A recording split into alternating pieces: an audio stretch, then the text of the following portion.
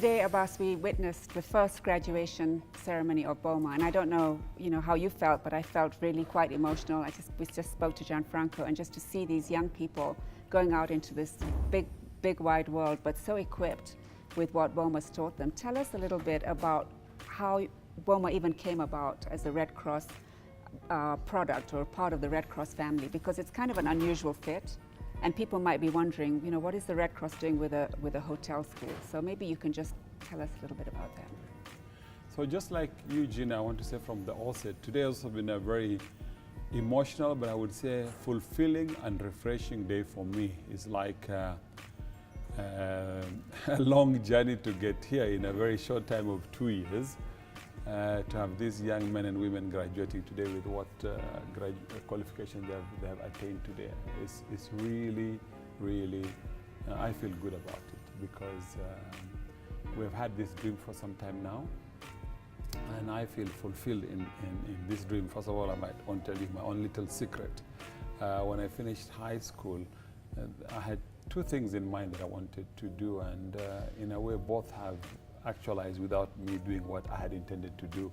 I wanted to be a hotelier, and my late father wanted me to go to Germany way back in 77, 78 to do hotel management in Germany, but it just didn't work out. So I said, well, one day we'll get to it in one form or another. That's interesting. And the second one was I wanted to do medicine.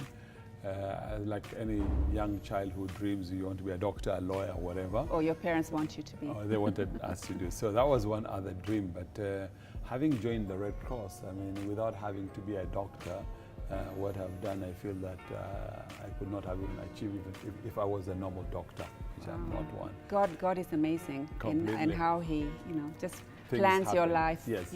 So BOMA Hotel, hotels, we never wanted to get into hotel as a Red Cross, but again by accident, and by accident by the fact that Red Cross all over the world and many of the NGOs depend on external funding and donation and government. In the context of Kenya Red Cross for many years have relied on international donors and partners. We've also we're hoping we rely on our government to finance us, because in every country in the world, the government finances the Red Cross. So it hasn't happened. Although the government is very kind to us, they give us tax-free status to import items for emergency and for relief.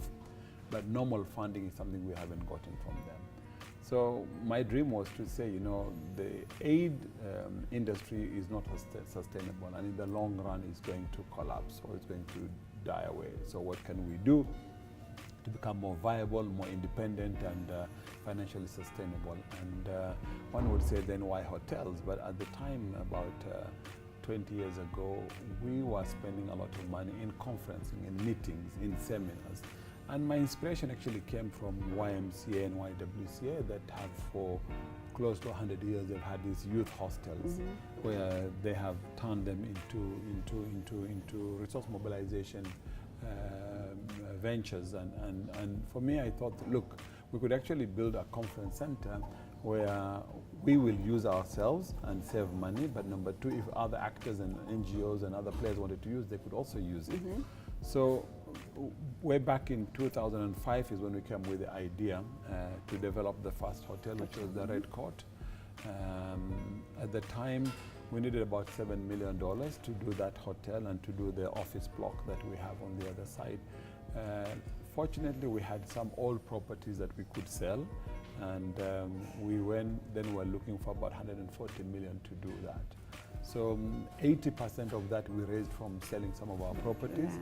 The other 20% we got from donors, which for me was quite interesting, because what really happened then was to say that actually it's possible. So we did that, and it was thinking out of the box then, because NGOs and civil societies didn't have that idea at all. So people sustainability was yes, but even building a hotel for them it was crazy. Why would you build a hotel?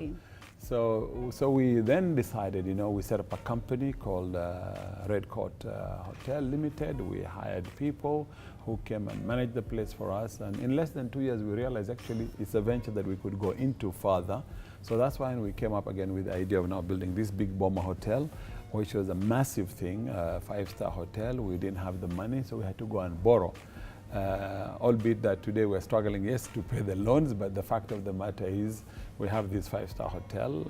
It is able to pay its own loan in one form or another, and maybe in 10 years maximum, it should be able to pay back money into the organization. With that extension, then we built a third one in Eldoret, so we have the 3 hotels, which today have become a brand and a household name. But while doing this hotel and while recruiting staff for this hotel, we realized that we had to poach a lot of staff from other hotels and from other brands. And then bringing them into one culture was quite difficult, Gina, in that people had different ethos, different values. If you look at the Serena Valley, which is said to be the top of the range, and if you saw Sarova, if you saw Alliance Hotels, and all these other hotels, it wasn't very easy to gel into one culture. And in one of our board meetings, a suggestion was given, why would you not build a school? And actually a school could also not only educate young people, but also bring you an income if that's what you're looking for. So like many other crazy things, what we do here in the Red Cross is that we like to take risks. Absolutely. And it was a worthwhile risk taking. The idea came in around August 2014. And by luckily December 2014, we had found a partner, a Swiss partner through the Swiss embassy. And you know, by March of 2015, we had signed an MOU. And by May of 2015, we had started the first intake. The rest is history. Today we have been 2 years into the business. We have had close to 400 plus students that have gone through the school.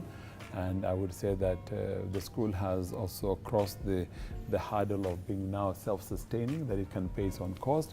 It is a company limited by shareholding with its own board and its own management.